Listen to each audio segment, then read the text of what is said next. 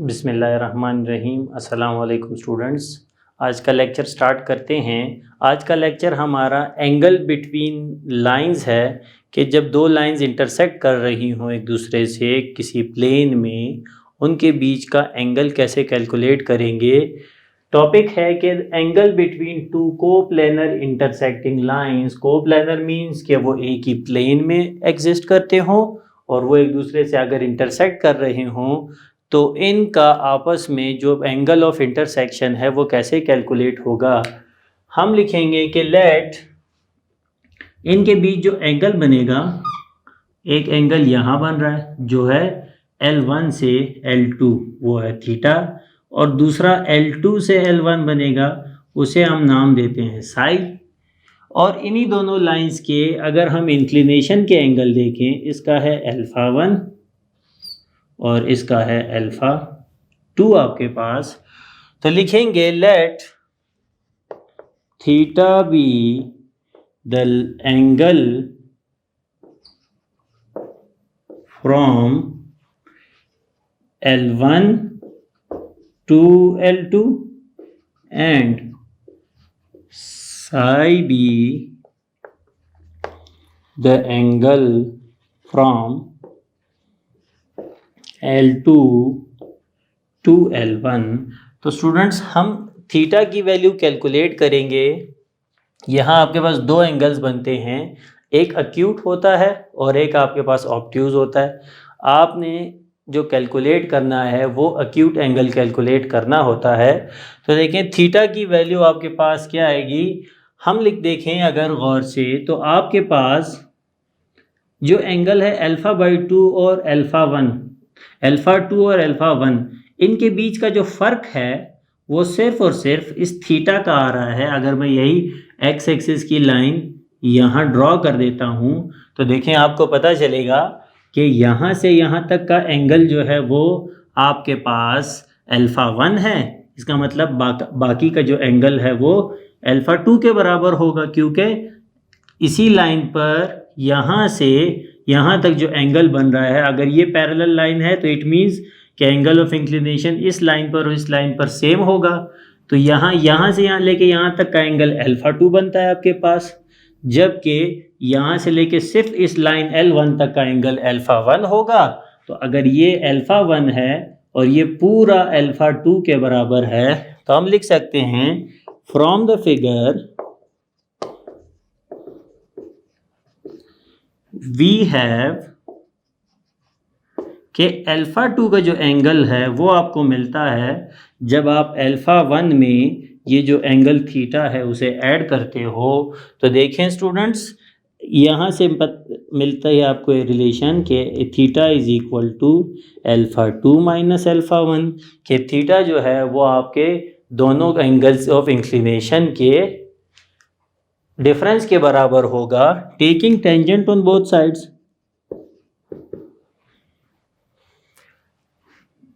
Tangent of α2 minus α1, तो ये आपके पास टेंजेंट अल्फा माइनस बीटा का फार्मूला आ जाएगा, जो कि है tangent alpha minus tangent beta upon 1 plus tangent alpha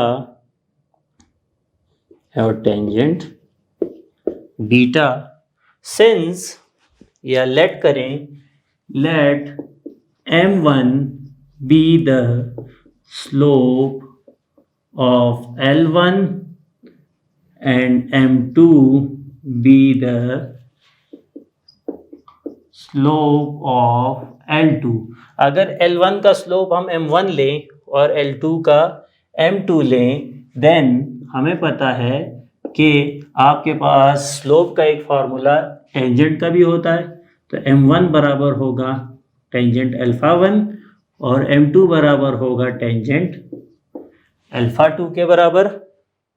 तो देखें students, tangent of theta is equal to tangent α2 आपके पास m2 है minus m1 upon 1 plus m2 into m1 अब ये टेंजेंट थीटा की वैल्यू है, तो देखें स्टूडेंट्स हमारा थ्योरम भी है ये angle between two coplanar intersecting lines कि the angle theta from L1 to L2 calculate करने का तरीका है वो आपको मिलता है tangent of theta is equal to M2 minus M1 plus upon 1 plus M2 into M1।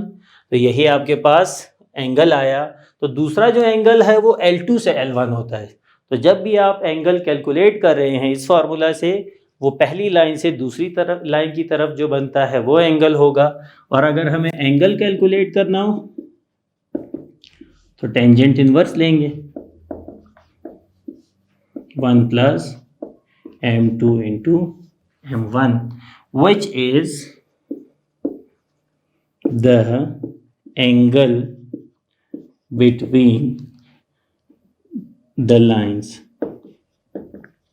तो इन लाइंस के बीच का एंगल ये बनता है। तो देखते हैं स्टूडेंट्स एक्सरसाइज में कैसे दो लाइंस के बीच का एंगल हम कैलकुलेट करते हैं। स्टूडेंट्स एक्सरसाइज 7.3 का क्वेश्चन है find the acute angle between line 7x minus 3y and 3x minus 11y plus 5 is equal to 0। दो लाइंस गिवन हैं, इनके बीच का हमने एक्यूट एंगल कैलकुलेट करना है। तो याद रखिए स्टूडेंट्स अगर आपके पास थीटा की वैल्यू आती है ग्रेटर देन 90 तो आप उसे 180 में से माइनस करेंगे क्योंकि आपके पास पूरा जो सेमी सर्कल का एंगल होता है वो 180 होता है। तो जब आप उसे 180 में से माइनस कर लेंगे तो आपको आपका एक्यूट एंगल मिल जाएगा।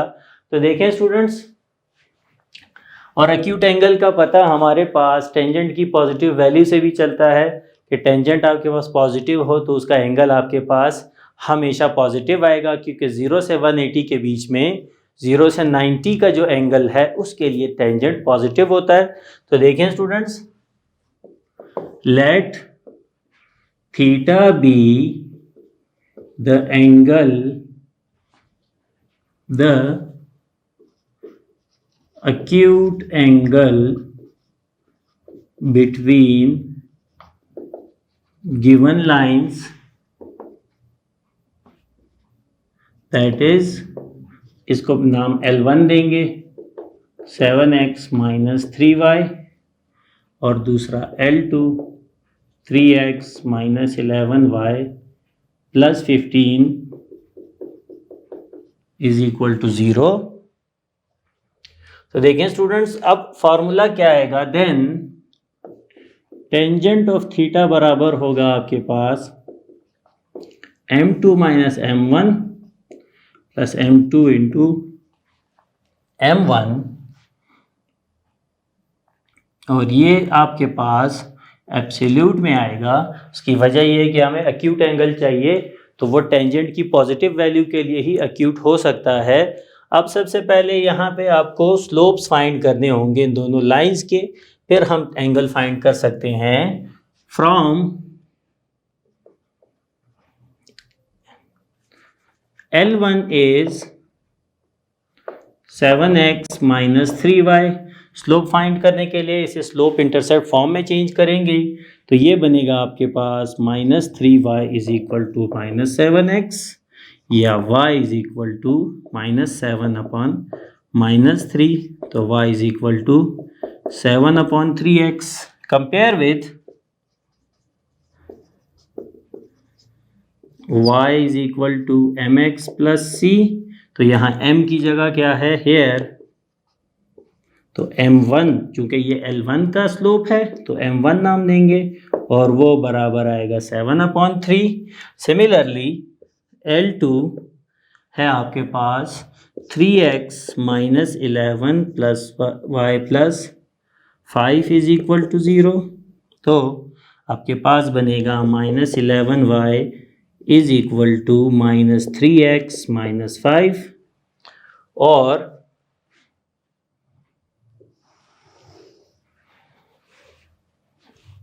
y इज इक्वल टू जब माइनस 11 से डिवाइड होगा तो 3 upon 11x plus 5 upon 11 comparing y is equal to mx plus c। तो here m2 is equal to 3 upon 11 आएगा आपके पास स्टूडेंट्स। अब इसे अपने फॉर्मूला में पुट करते हैं, पुटिंग इन 1, तो tangent of theta is equal to m2 3/11 minus ये आएगा आपके पास 7/3 अपॉन 1 प्लस 3/11 इंटू 7/3 का आपके पास होगा एब्सोल्यूट।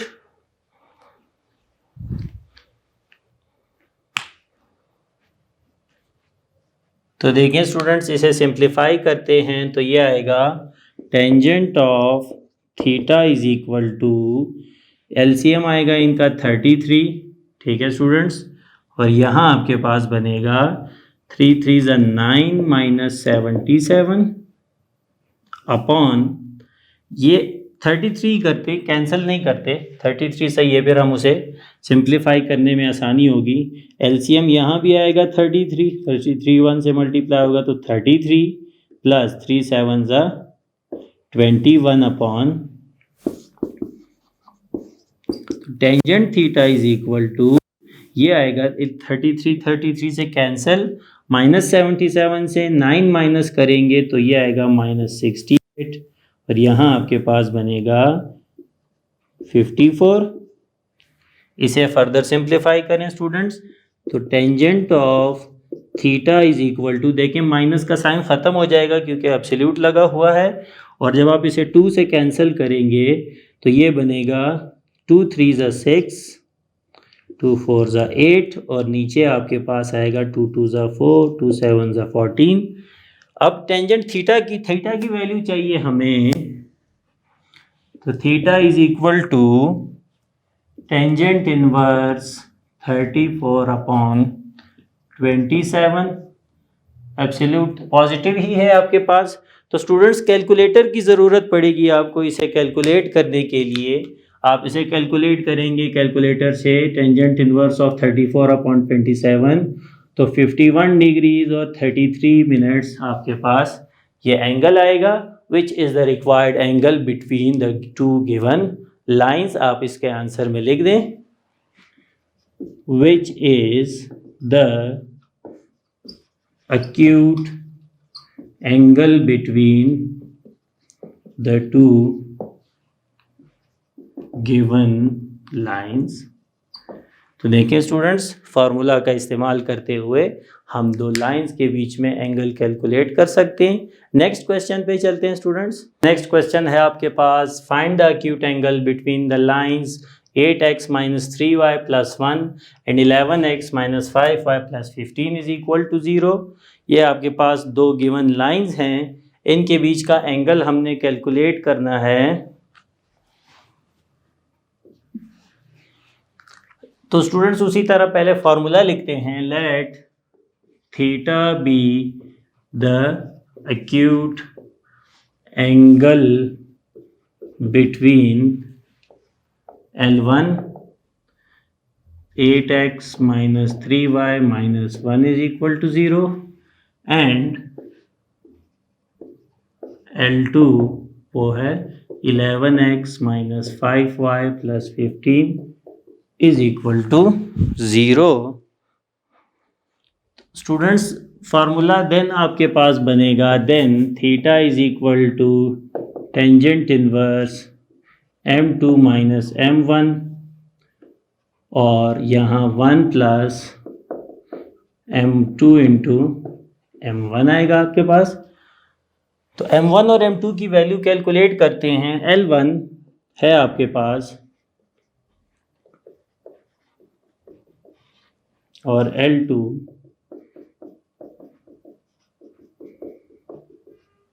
इसको स्लोप इंटरसेप्ट फॉर्म में लेकर आए तो 3y is equal to minus 8x plus 1, y is equal to minus 8x upon minus 3 plus 1 upon minus 3, y is equal to 8 upon 3x minus 1 upon 3 compare with y is equal to mx plus c.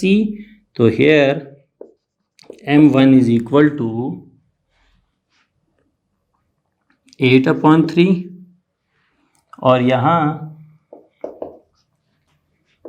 -11x -15, तो y is equal to -11x upon -5 -15/-5, तो ये बनेगा 11/5x plus 3 आपके पास आएगा।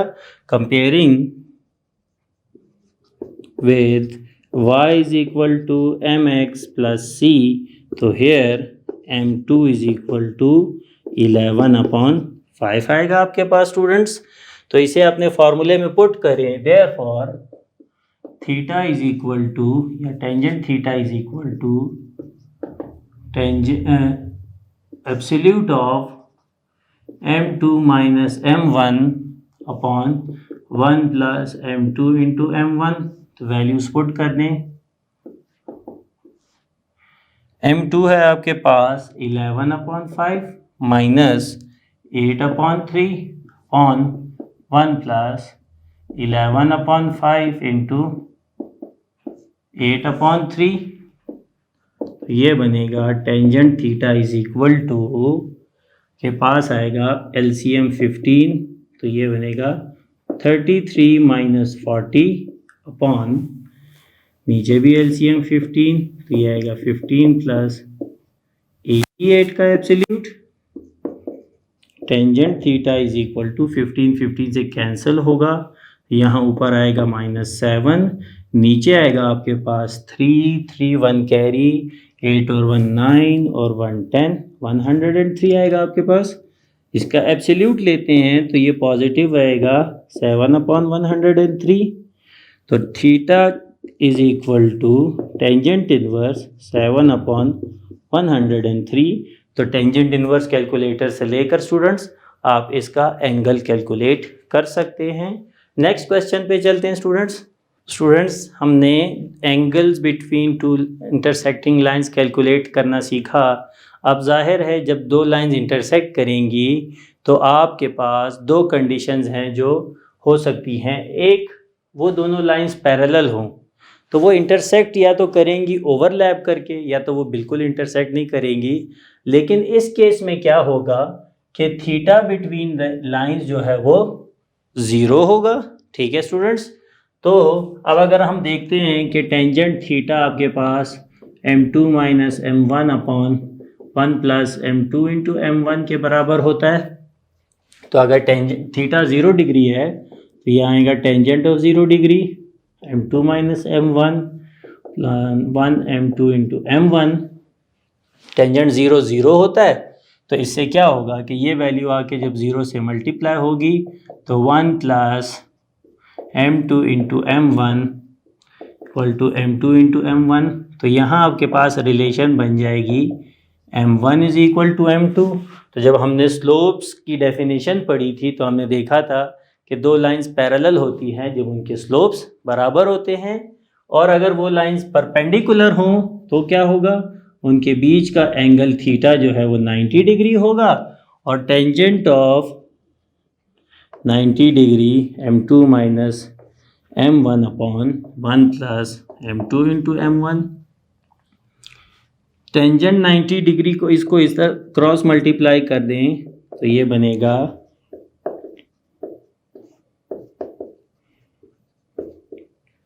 और tangent 90 degree आपके पास infinity होता है, इनफाइनाइट होता है, डिफाइंड नहीं होता। तो m2 minus m1 upon infinity जो है एनी नंबर अपॉन इन्फिनिटी आपके पास 0 होता है। तो 1 प्लस ऐसे सीधा करके लिखें m1 into m2 plus 1 is equal to 0 और m1 into m2 is equal to -1। ये आपके पास दो परपेंडिकुलर लाइंस की कंडीशन थी कि उनके स्लोप्स का प्रोडक्ट हमेशा -1 आता है या वो एक दूसरे के नेगेटिव रेसिप्रोकल के बराबर होते हैं। तो स्टूडेंट्स यही इसी से रिलेटेड हम नेक्स्ट क्वेश्चन सॉल्व करेंगे। From line L1 to L2, L1 है a1x b1y plus c1, a2x b2y plus c2। दो जनरल फॉर्म्स में लाइंस हैं आपके पास, क्या प्रूव ये करना है कि उसका एंगल ये बनता है tangent inverse A1 into B2 minus A2 into B1 upon A1 into A2 plus B1 into B2, और फिर डिड्यूस करनी है कि परपेंडिकुलर कब होंगी ये दोनों लाइंस और उनकी परपेंडिकुलरिटी कब होगी। तो देखें स्टूडेंट्स, L1 आपके पास है A1 x B1 y plus C1 is equal to 0। तो हम अगर इसको स्लोप इंटरसेप्ट फॉर्म में कन्वर्ट करें तो ये बनता है minus A1 upon B1 into x plus minus C1 upon A1। तो here M1 is equal to minus A1 upon B1, और L2 के लिए A2x B2y plus C2 is equal to 0। यहाँ M2 आपके पास बनेगा माइनस A2 अपॉन B2, ये आपके पास इसका स्लोप बनेगा। तो अब हम इसे अपने फार्मूले में पुट करते हैं। Let theta be the angle from L1 to L2, then tangent theta आपके पास बराबर होगा M2 minus M1 upon 1 plus M2 into M1। M2 की वैल्यू है minus A2 upon B2 minus, ये भी माइनस में तो प्लस हो जाएगा A1 अपॉन B1, नीचे आएगा 1 plus minus A2 upon B2 into minus A1 upon B1। तो इसे सिंप्लीफाई करें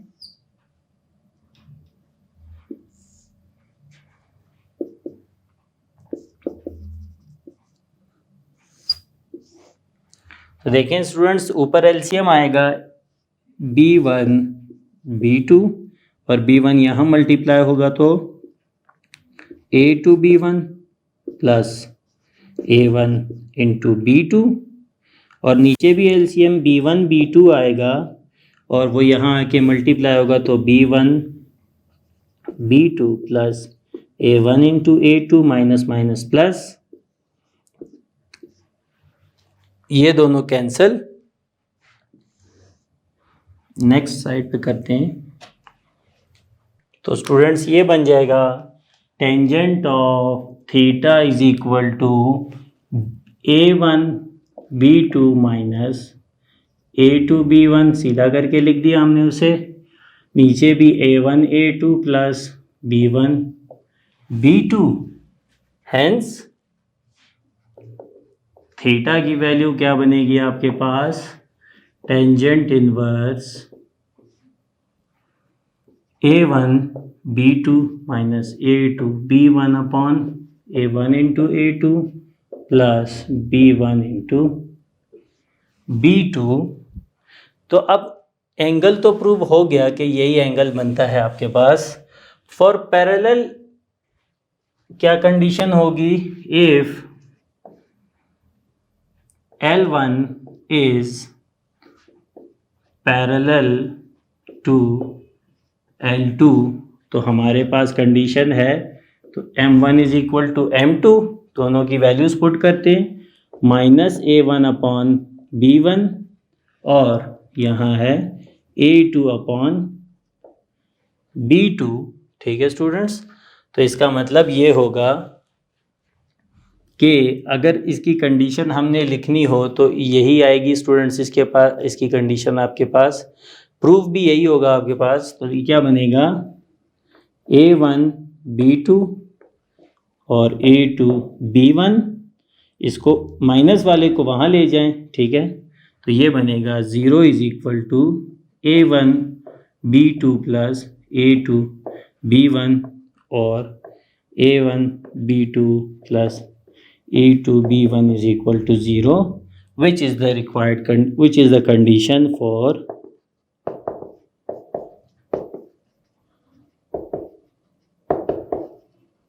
फॉर पैरेललिज्म। स्टूडेंट्स, परपेंडिकुलरिटी का फार्मूला अभी मैंने आपको समझाया, m1 into m2 is equal to -1 का फार्मूला अप्लाई करके आप इसके परपेंडिकुलर होने की कंडीशन भी डिड्यूस कर सकते हैं। इन क्वेश्चंस की अच्छे से प्रैक्टिस कर दें, जितने क्वेश्चंस थे वो मैंने करवा दिए, तो आप इन्हीं की प्रैक्टिस करें और साथ में एग्जाम्पल्स की प्रैक्टिस करें, फार्मूला आपको याद हो जाए। यही मकसद होता है क्वेश्चंस को बार बार प्रैक्टिस करने का, ताकि जब एग्ज़ाम में क्वेश्चन आए तो आप उसे इजीली सॉल्व कर सको। उम्मीद है आज का लेक्चर आपको समझ आया होगा स्टूडेंट्स। थैंक यू स्टूडेंट्स, अल्लाह हाफिज़।